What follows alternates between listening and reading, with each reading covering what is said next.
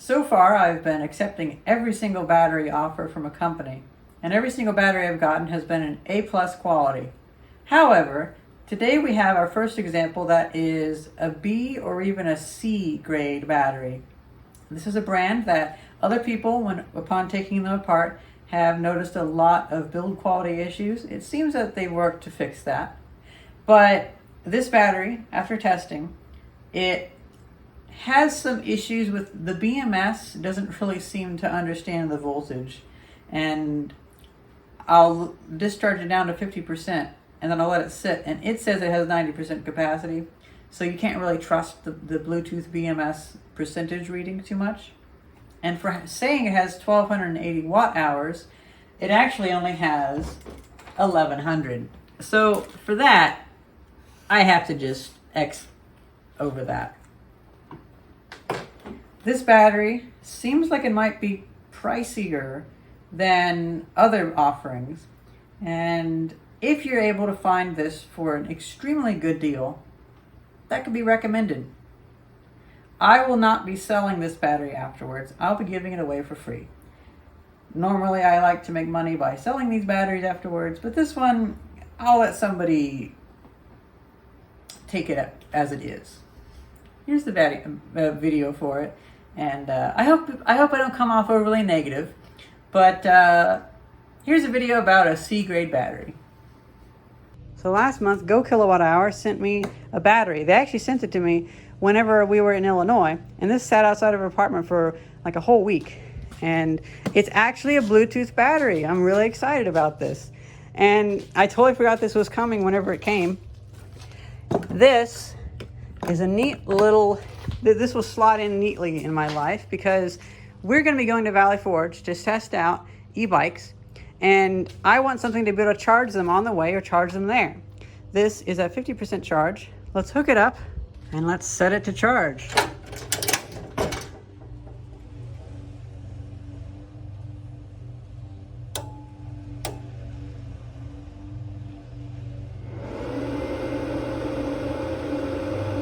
Okay, then let's open up Overkill Solar.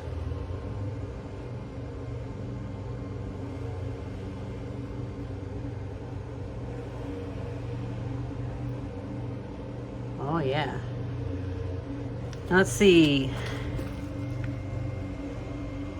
I don't have the manual with me, but I believe you can charge and discharge at 100 amps on these, and it should be fine. Yeah, it doesn't say on the side. Okie dokie. And the cells are pretty well balanced, except for number 2. But you know what? That's fine. We can let that kind of sort itself out. I love the fact that it has the Bluetooth BMS in it. That Bluetooth feature is just a killer feature because I don't have to do tests. It does the tests in the app. I don't have to have that on there. I just grabbed it because I had it. And yeah, so let's let this charge a little bit. I'm gonna grab the charger for that bike. I'm gonna plug it in and charge it. But after an hour or so of charging, we're gonna have to get going, and we can let this sit in the car and couple this to our inverter, and we can use this as an on-the-go power supply. That'd be a good use for it. Companies are sending me so many batteries. It's almost like how a celebrity uses a different pair of shoes every time they're out in public. For me, it's like a new brand of batteries. This probably only lasts this summer, and then all the companies will stop sending me stuff. But hey, you got to make hay while the sun shines, or whatever the term is. It's funny. We're going to Valley Forge today because I was sick this week, just lightly sick, just enough to where I was a little bit tired, and had a bit of a scratchy throat. I mentioned that in like 5 videos because I happen to do a lot of videos at home. So a lot of viewers are probably going to think that I'm sick constantly, but it's just, you know, these projects take like 2 weeks to finish. But I'm all better now. And when I walked over here, I was hoping I still had my strength from before I got sick. And so I carried that battery over here. And you know, I think I lost a little bit of my strength sitting around for a week. So that's unfortunate. Whereas a month ago, I picked up my drill press and just walked it to the car. I'm at like my peak right now. I have my most strength because I've been doing so much, but 1 week, and that kind of goes down a little bit sad, but oh well. It felt good to relax though, so I'm glad for that. We're here after a few hours. Yeah, you can go ahead and plug it and move that to the car. Let's check how charged it is. 100%. Cell overvolt. Really? Why?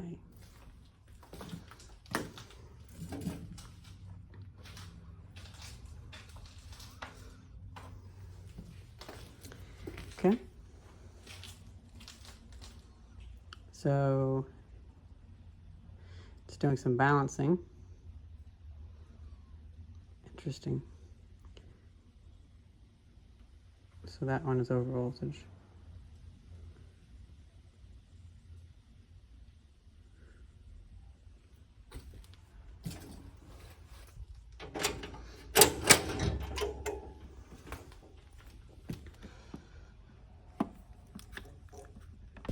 I'm just reviewing the data on the BMS while Thais goes in to get a charger. We're on our way to Valley Forge now. And I noticed that made January 16th, 2024, and it has had one BMS under voltage times that may have been at the factory, and it's had one discharging over current times that may have been at the factory as well. But the single cell over voltage times is 19. I bet that was today. And then single cell under voltage times 2. So that's kind of interesting. It is slowly balancing it down. I didn't expect that one to be the one that really was way overcharged, but it is. Well guys, we've finished our ride and we got both batteries pretty dead. This one is super dead. And this one is finished balancing. It balanced while it was on its own. Now the delta between the cells is only 0.006 volts. I hope that means well. Errors are still the same. I want to see about charging this scooter off of it real quick.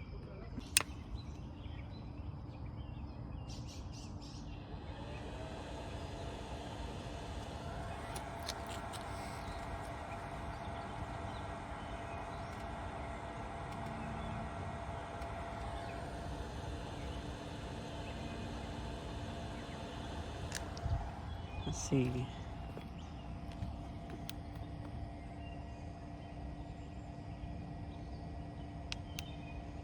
Okay, so it will not turn on when it's charging. So it probably bypasses it, which is good.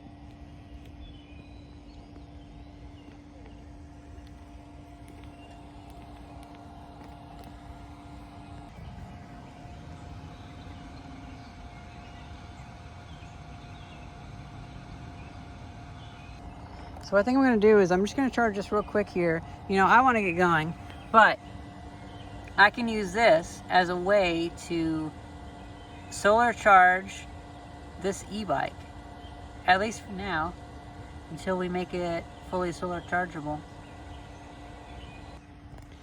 So it's only been a little bit. We've put, let's see, just a few more watt hours in.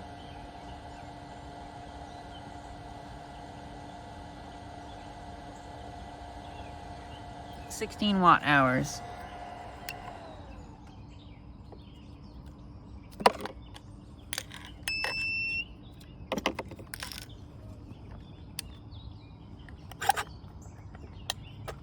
Does that make a noticeable impact?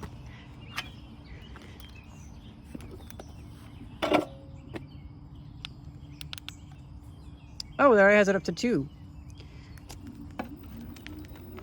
It does. Ooh. And here I was struggling to hit 6 miles an hour. That did a pretty good fast charge.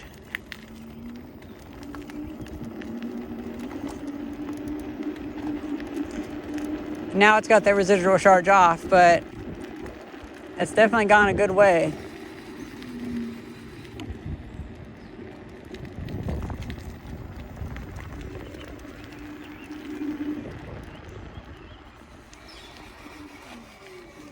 That's pretty cool. Yeah, that's impressive. That actually charged up really fast. So if we wanted to go a little bit further, it would not be difficult at all to just sit here for 20 minutes charge it up. And so I'm estimating that this takes about 20 watt hours per mile. 16 watt hours, probably get you about 3/4 of a mile, which sounds about right, because once I got back to it where I can only go maybe 100 feet or so, I could turn it off, turn it back on, turn it off, turn it back on. And I did that quite a bit. So it's gone past that to where now it's not shutting off. And so that's pretty good, because I actually used up a lot of I tricked it into running longer than it wanted to, because I didn't want to have to walk it back here. So we only did that for like a few minutes. And well, that's pretty cool. I'm happy with that. Really happy. Hey guys, so we're in the battery lair. Well, it's our foyer. And I've decided, you know what? Even though we're back home, I'm going to continue with this as if we were there. And I've gone into the app, the Overkill Power, and I've turned off the external MOSFET. So let's turn this on. I have it plugged in. I have the inverter on. Let's see. Does it blow up? I don't think it will.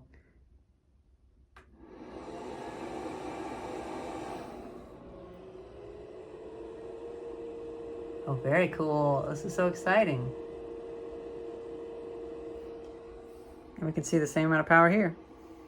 It looks like this is reading about 1 watt more than that.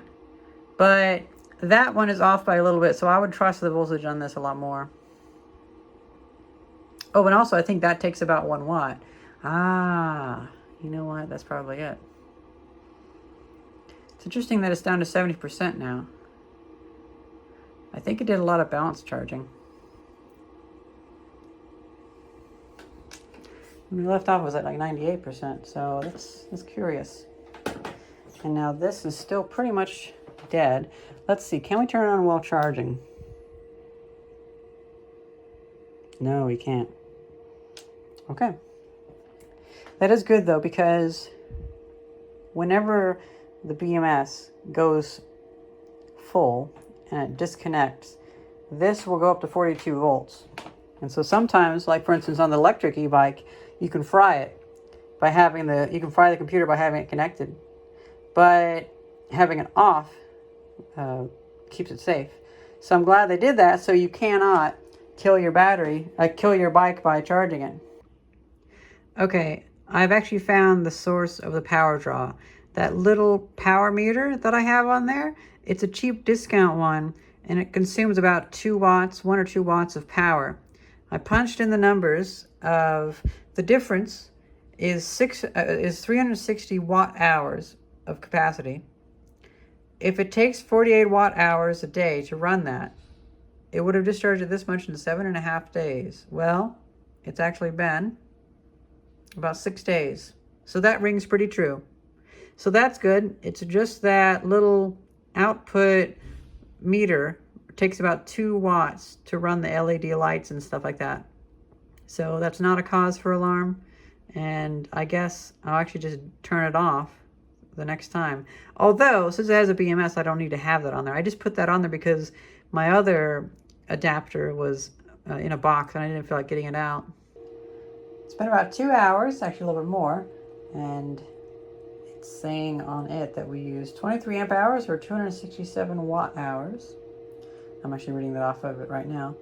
And the battery's gone down to 47%, still taking 100 watts. I'm actually going to stop it there because I don't want to overcharge this battery. It's not good to let them sit at full charge. But yeah, that's pretty good. Now let's turn it off.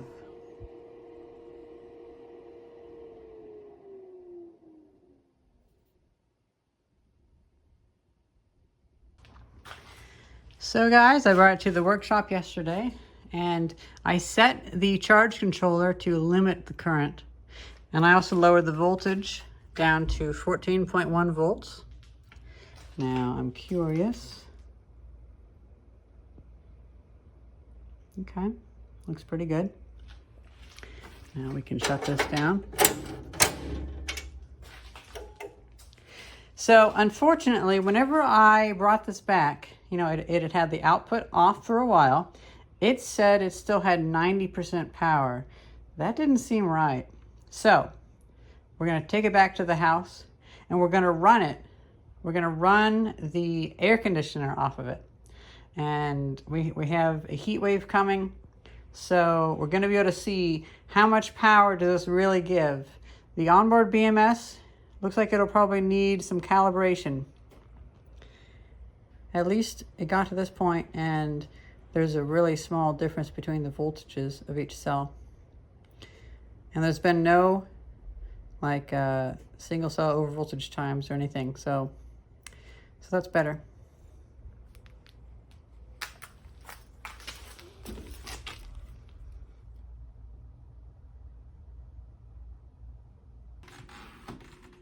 So guys, we're in the bedroom. We have this fully charged and I have this running off of a little 12-volt battery so it won't die and the data won't be lost whenever it's done discharging. Let's connect it up. Let's turn on. I wonder what that was.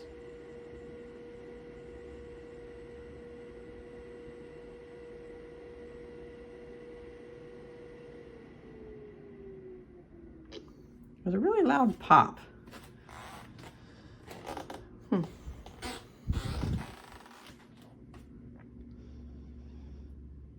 I wonder what that was. Was it just the capacitors maybe? I don't know.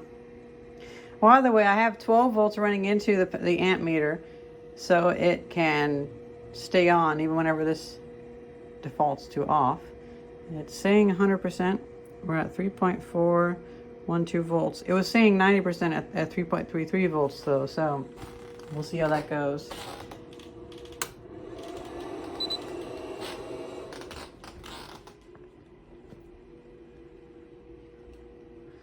Nothing being on takes 9 watts.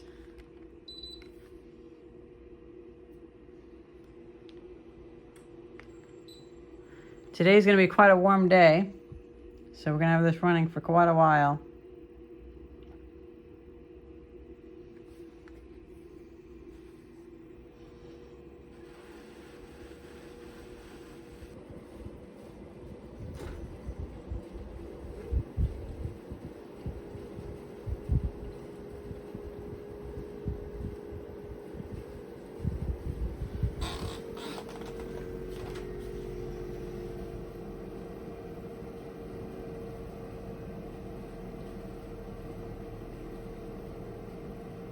Seeing those watt hours count down. Okie dokie. Now we've already been running the air conditioner all night. And so we're not starting with a hot apartment. And also keep in mind, we're still doing that thing where we're transferring the air through the entire apartment using these 12-volt fans. So we actually are cooling the entire apartment. And it works really well. Surprisingly well as well. Got a little bit warm, so we had it down to 74 and put it on medium. But my power meter is starting to turn a little bit purple. It is so very hot. Yeah, 50 amps is about as much as this thing should take. Look at that, it's actually purple. This should be blue. And it's only been a little bit of time, but 600 watt hours. Man, this thing really chews through the power. But it's a hot day. It's a really hot day. Now that I turned it down, the current's going down. It cooled down the whole apartment pretty well though. I just wanted to get a little bit extra cooling for a little bit there. Overall, it's been going for about 2 hours. As you can see, it's no longer so purplish, it's more bluish now. Yeah, the heat's not nearly as bad. This is all very warm though, very, very warm. I need to quadruple up those wires similar to that. It says we're down to 27%. –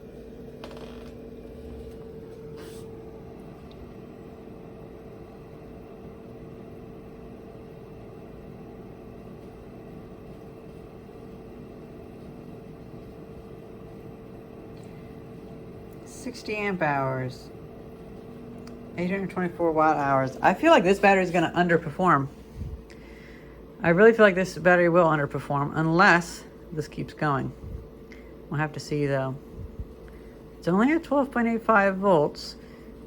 With pulling 376 watts, I would kind of expect that this would go down lower. So I feel like for this battery, the BMS isn't really all that smart. You need to like recalibrate it or something, because it doesn't seem like it's really, the percentage isn't really following very well. It's been about 3.5 hours. That's the one thing this thing says, is that it can go down super low. Look at that. So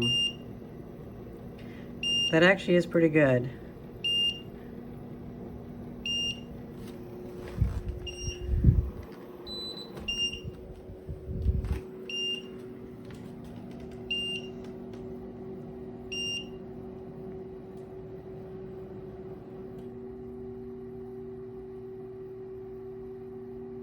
'83 amp hours, 1100 watt hours. That's not particularly good. That's kind of what I expect for this, although I hope that the price would be cheaper. As lithium iron phosphate batteries have come down in price, some of the better batteries are cheaper than this. So I would say if you could get this for $100 or $120, that might be worth it. But I was watching some other people's videos about this battery, and there's some significant build quality issues, and I kind of gathered that.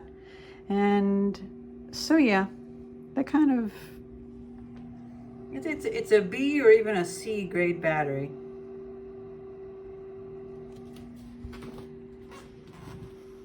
Interesting. Very interesting. The delta between the voltages is 0.4 of a volt. The one thing I'll give it though is that it didn't shut off at like 11 volts. Some of the other batteries, they shut off at too high of a voltage, and I don't have a chance to hear the beep from the inverter. Now granted, I would only have maybe a minute or so to turn off the equipment, but it definitely helps, because if the BMS flips off and then I want to hook it up to my charge controller, well, the charge controller has to have 12 volts from the battery before it hooks the solar panels up. So I have to jump a solar panel directly to it first. Yeah. Okay. Well, the results are in, and I had it balanced, and I think that's a pretty indicative result. Well, I hope you guys enjoyed this video, and thank you very much for watching. See ya.